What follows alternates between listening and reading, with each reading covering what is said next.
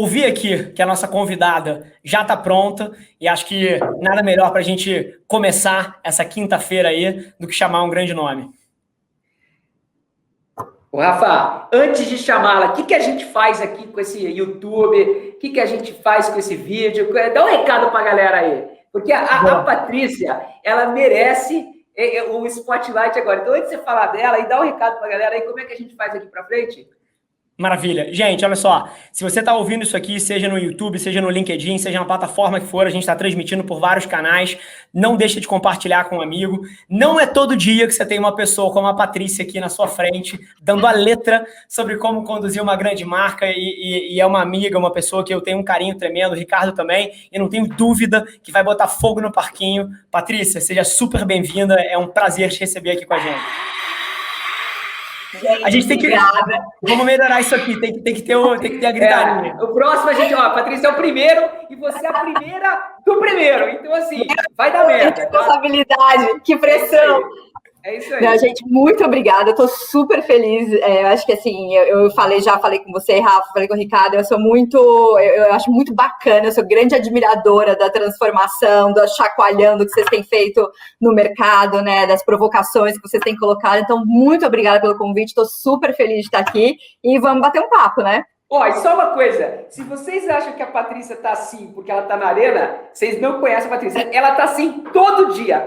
Qualquer reunião que ela vai, ela tá assim. E ela consegue fazendo isso. Ela é mãe de 3 filhos. Eu não sei o que você fez hoje na tua casa, mas você deve ter armado um plano aí para ter certeza que você não ia ser interrompida nessa live.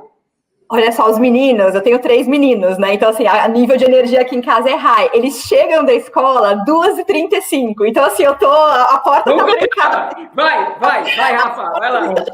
Maravilha. Então, mais uma vez, eu não tenho dúvida aqui, se você é do mercado de comunicação, publicidade e marketing, você conhece a Patrícia, mas para as pessoas que não conhecem, ela é CMO de uma das maiores plataformas, das maiores beauty techs do mundo, que é a L'Oréal.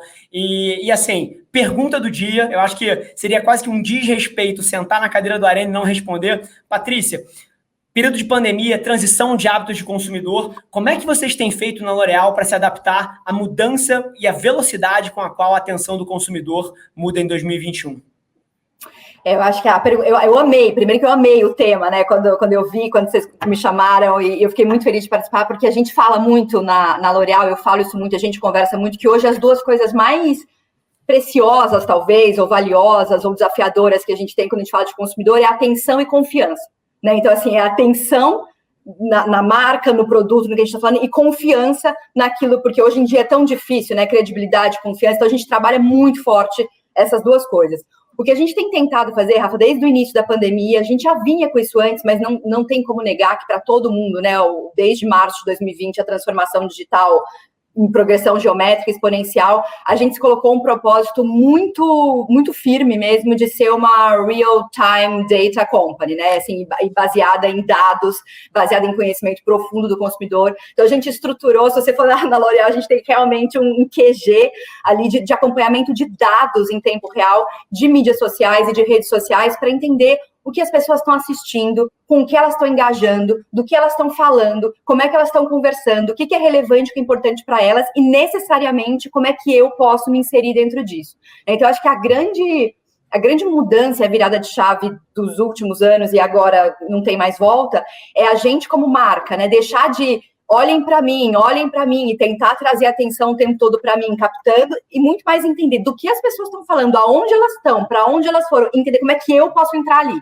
Né? Então, o que a gente tem feito muito nesse sentido, desde março do ano passado, e aí eu acho que a gente até conversou sobre isso em algum outro momento, a gente hoje tem uma capacidade verdadeira, porque a gente se estruturou para isso, de saber de todas as nossas marcas e das nossas categorias de produto, aonde que as pessoas, o que é relevante, o que não é relevante, o que elas gostam, o que elas não gostam, do que elas falam, do que elas não falam, o que elas consomem em termos de conteúdo e como que eu posso me inserir nessa rotina. Então, isso é um pouco do que a gente tem tentado fazer aqui. Mas aí como é que você faz? A partir do momento que você já soube de tudo isso, você está numa categoria que eu imagino, né, que as pessoas gostavam de experimentar as coisas, e agora numa pandemia é muito do trade fechado, mesmo quando aberto, muita gente não sai de casa, e você já sabe o que a pessoa quer, como ela quer, onde ela quer, e aí, o que você faz? Eu acho que essa pergunta, esse é um exemplo da beleza do digital, né? Eu sou uma grande apaixonada do digital e acho que aí está um pouco da beleza. A gente se defrontou um pouco com essa dificuldade que é a questão do sensorial, né? Então, assim, para produtos de beleza, por exemplo, a gente vende muito coloração capilar. Imagina que é a cor do cabelo das pessoas, né? Então, que cor vai ficar meu cabelo? Ou uma maquiagem. Então, assim, quando a gente vai para o e-commerce, o e-commerce para a gente representava 3% das nossas vendas, hoje representa entre 10% e 15% das nossas vendas, e a gente está trabalhando a L'Oréal para 50% de vendas de e-commerce nos próximos anos. Esse é o nosso plano. É muito 50%. Estamos caminhando para isso e estamos indo. Então, assim, é super agressivo, mas isso, eu sempre falo que isso não é só uma mudança de canal de vendas, isso muda a estrutura da organização inteira. As estruturas de marketing, estrutura comercial, supply chain, logística, etc. E aí, quando vai para a sua pergunta do sensorial, que é algo super importante, e se o e-commerce tem um desafio, ele é esse, a gente adquiriu uma startup canadense chamada ModFace, que é a maior startup do mundo de realidade aumentada, inteligência artificial para beleza, para produtos de beleza. De forma que a gente pudesse efetivamente garantir que as consumidoras, ao comprar qualquer um dos nossos produtos, pudessem testar virtualmente o produto com a mesma precisão de um produto físico. Então, hoje eu garanto que a consumidora, quando ela vai comprar uma coloração, ela faz o teste virtual e ela vê no cabelo dela, né, no fundo de cor que ela tem, qual vai ser o resultado daquela coloração da mesma maneira que ela fizesse em casa. Então, isso requer uma tecnologia absurda, porque você não pode errar, é uma promessa muito grande. Só para entender, está no app, como é que a pessoa faz isso? Ele está tem várias formas de acessar, tá? Nos sites das nossas marcas e nos nossos apps, nos QR Codes no ponto de venda. Então, assim, a gente hoje trabalha muito esse conceito de online mais offline. Então, eu nem muito mais falo de e-commerce ou varejo físico, porque para mim os dois já se merge, já se fundiram, né? Então, se você vai num varejo físico hoje da L'Oréal, em qualquer loja, em qualquer gôndola, você encontra os QR Codes que com o celular ela consegue acessar os nossos VTOs, como a gente fala, os Virtual Try-Ons, para ela experimentar, seja um produto capilar, uma maquiagem, uma coloração, enfim, tudo que a gente tem lá para vender. E, Patrícia, aqui tem um ponto interessante, porque na hora que você tem um shift tão grande de comportamento de consumidor quanto o que você está documentando aqui, contando para a gente, na hora que você entende que a experiência com a marca, o try-on ali, a maneira como a pessoa interage com o seu produto para tomar uma decisão mudou. Sem sombra de dúvida, isso mexe por onde a venda é feita. E aí, isso deve ter provocado vocês debates interessantíssimos, a questão de canal de venda, novas formas, o papel das consultoras, o papel das lojas. O que mexeu aí dentro? O que você conta pra gente nesse sentido? Muito, assim, né? Acho que quando as lojas fecharam e a gente falou, e a gente vai all in para o e-commerce, acho que se a gente teve uma vantagem competitiva na L'Oréal, talvez tenha sido o fato de que o e-commerce já era muito estratégico para a gente, e a gente já tinha uma estrutura muito robusta trabalhando esse prontos para aceleração. A gente já estava pronto. A gente precisou acelerar, obviamente, muito rápido, mas a gente já tinha entendimento, conhecimento, estrutura trabalhando com isso.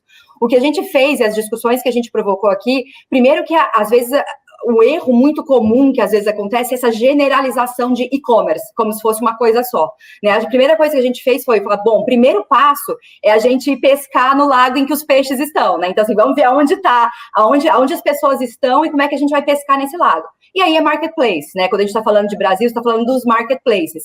Mas eu tenho um desafio enorme, que é a experiência de beleza.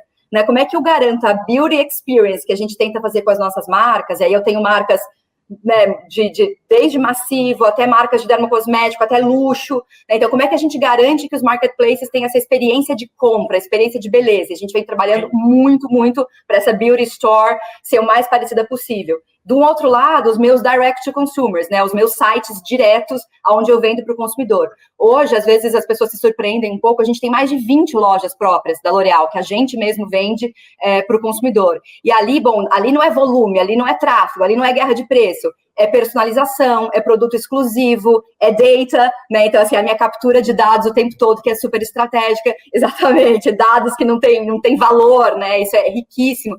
Então, a gente foi entendendo um pouco o papel de cada canal e como trabalhar cada e-commerce.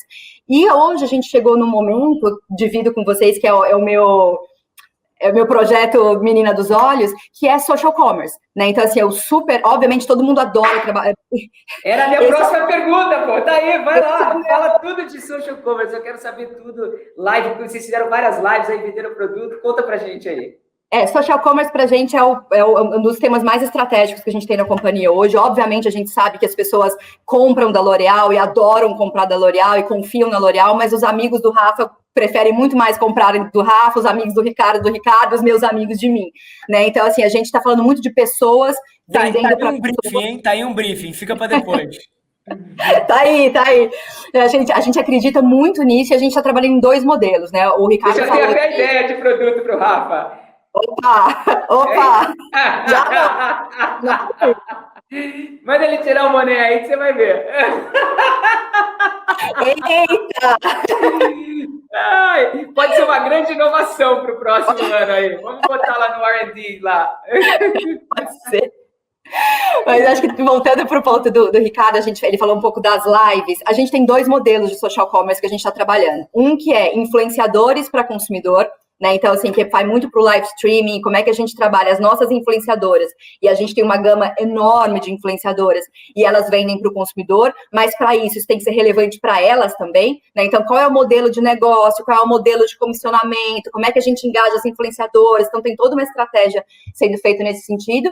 E tem um outro modelo que a gente tem também colocado muita gasolina por trás, que é o consumidor para consumidor, né? Então, assim, pessoas para qualquer um, todo mundo para todo mundo, né? Então, assim, como é que a gente garante que todo mundo tem acesso a vender, já que hoje a gente reconhece que todo mundo é mídia, todo mundo é conteúdo, todo mundo é tudo, todo mundo também é um canal de vendas, né? Então, a gente tem muito incentivado esse tipo de e-commerce.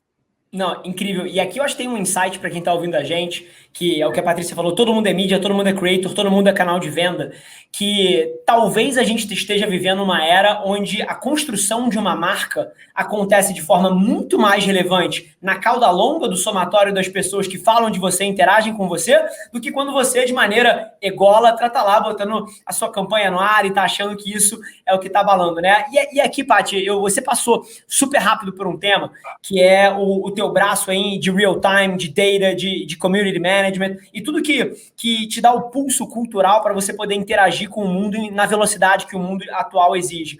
Conta um pouquinho de como é que você tem operado isso, qual é o papel estratégico desses dados, do monitoramento de cultura nas estratégias e no sucesso da L'Oréal, que foi uma marca que até, eu posso estar enganado, mas a gente vê muito número ao longo do dia, mas se eu não me engano, foi um dos anos recordes de crescimento para vocês o último ano. Eu estou certo ou estou errado?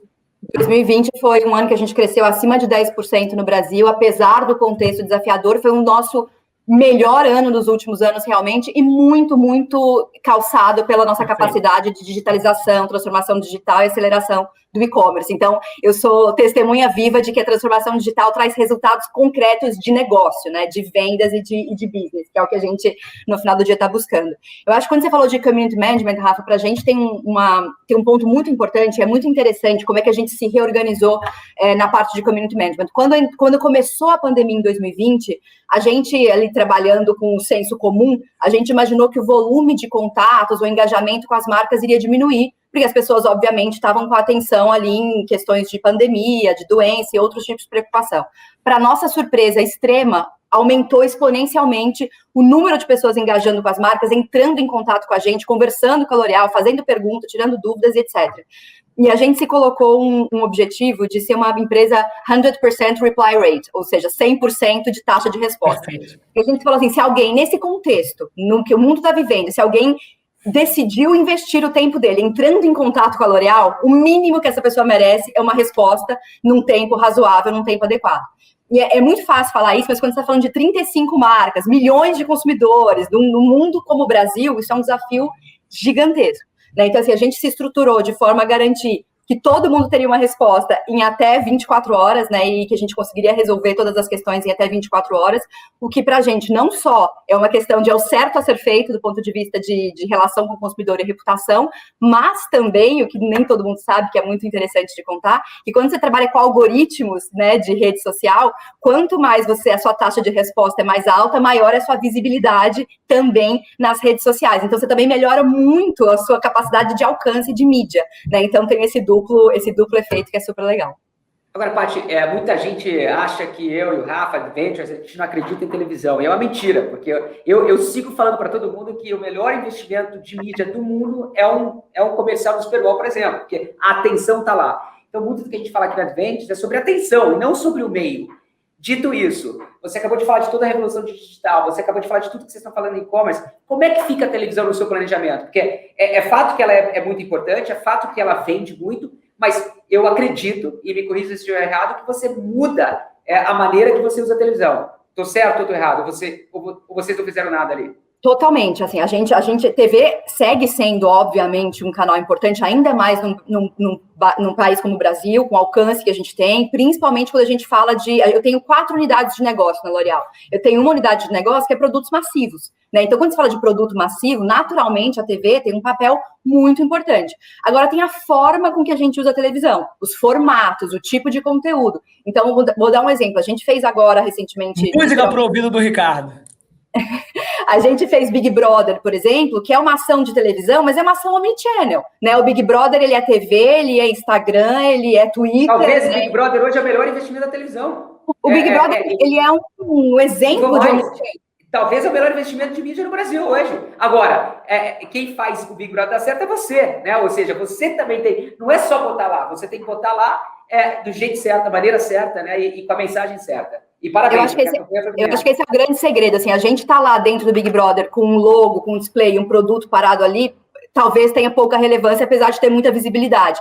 Mas como é que a gente consegue que isso gere engajamento, que as pessoas falem sobre isso, que tenha trend topics no Twitter, né? Aí é o desafio criativo nosso de criar um conteúdo que tenha a ver com a L'Oréal e que tenha a ver com o Big Brother. Exatamente, eu acho que vocês, o McDonald's, junto com a DPCT, fizeram um trabalho também incrível, né? O João do Mac aí dando show, enfim, vocês estão dando show. Mas agora eu quero saber uma coisa, antes do Rafa fazer a última pergunta para você. Vocês já contrataram a Juliette? Já pode anunciar ou não? A Juliette, acho que o Brasil quer saber. Ela está dentro da casa ainda, Ricardo. Ela está dentro da casa. Sai aqui, ó, quarta-feira já. Vai estar... Cara, me conta aí, vai dar dá uma dica. 22 milhões de seguidores, né? Como é que a gente faz com isso? E aí, já contrataram ou não? A gente não contratou ainda, mas assim, a gente está sempre, assim, influenciadores grandes e que engajam é o nosso, né, hoje, grande parte do que a gente trabalha aí, das nossas estratégias de marketing. Então, a gente está o tempo inteiro avaliando essas pessoas. Patrícia, incrível, e acho que, assim, inauguramos com chave de ouro. Obrigado pela tua participação. E aqui, se você tivesse que dar uma última sacada, um último ângulo, que foi uma grande lição que você tirou para algum CMO, algum par nosso, algum executivo que está ouvindo a gente e quer cada vez mais se adaptar a essa mudança no panorama da atenção das pessoas, o que você diz para ele antes da gente encerrar o slot aqui? Ele ou ela, né? Olha... Se eu puder ter a pretensão, né, de dar um conselho, eu acho que, assim, baseado no que a gente aprendeu ali, a gente, às vezes, quando trabalha em marketing, a gente tem um pouco do ego criativo, da nossa ideia, do nosso produto, da nossa criação. Eu acho que é a gente ser menos voltado para nós mesmos, enquanto empresa e produto, e realmente ter a humildade de olhar e observar as pessoas, observar os consumidores, o que eles falam, o que eles querem, o que eles gostam, aprender com isso. Então, para a gente, por exemplo... a gente está fazendo muito TikTok agora, que é um formato que a gente vem fazendo de uns meses para cá. Eu tenho que fazer TikTok com cara de TikTok, eu tenho que fazer Instagram com cara de Instagram, e não a gente ter o nosso modelo único, que é o meu equity de marca, e simplesmente querer que isso se encaixe para todos os canais, porque não vai funcionar necessariamente, né? Então, a gente tem um pouco da flexibilidade de nos adaptar aos formatos, aos canais e que o consumidor está pedindo. Incrível, Patrícia. Mais uma vez, obrigado pela participação. Já tem 5 minutos, libera ela, porque os filhos vão chegar. Assim, vai, já. E detalhe, ela não sabe a bola que ela levantou, porque a nossa próxima convidada estava na tua narrativa. Paty, obrigado, viu? Grande beijo. Obrigada, gente. Beijo. Muito bom. Fica bem. Tchau, tchau.